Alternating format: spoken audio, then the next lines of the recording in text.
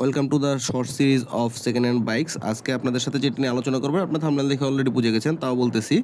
বাংলাদেশের মার্কেটে actually second hand বাইকের আপনার চাহিদা দিন দিন বেড়েই যাচ্ছে। এগুলির অনেকগুলি কারণ আছে কেনার কারণ। তার মধ্যে এক নম্বর কারণ যেটা ভাবি আমি যে কস্ট ফ্রেন্ডলি সমাধান।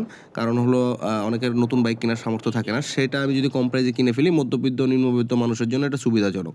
সেমভাবে অনেকে প্রাথমিক বাইক যেটা শেখার বাইকটা আছাড় খেয়ে পড়লে, নতুন বাইক আছাড় খেলে অনেকের কষ্ট হবে, কেননা নতুন বাইক কী জিনিস এটা সবাই বোঝে। তো সেই হিসেবে আপনার সেকেন্ড হ্যান্ড বাইকের একটা খুবই আপনার কস্ট ফ্রেন্ডলি সমাধান। আনুষঙ্গিক খরচ কম, কেননা ট্যাক্স টোকেন রেজিস্ট্রেশন ফি এগুলির টাকা কম লাগে। বাইক অ্যাভেলেবল অনলাইন মার্কেট প্লেসে, এটাও একটা কারণ। তারপর তাৎক্ষণিক ব্যবহারযোগ্যতা, এটার মানে হচ্ছে আপনার নাম্বার প্লেট করাই আছে, আপনি রেডি টু রাইড। আর অর্থনৈতিক সংকট বলতে অনেকের সামর্থ্য, এটা আসলে প্রথমটার সাথে মিলে যায়। আর লাস্ট যেটা আছে, অনেকে আপনার রেগুলারলি নতুন নতুন বাইক চালাতে তারা পছন্দ করে, তো সেই হিসেবে তাদের জন্য সেকেন্ড হ্যান্ড বাইকটা একটা খুবই আপনার কস্ট ফ্রেন্ডলি সলিউশন। বাকি কথা পরের এপিসোডে।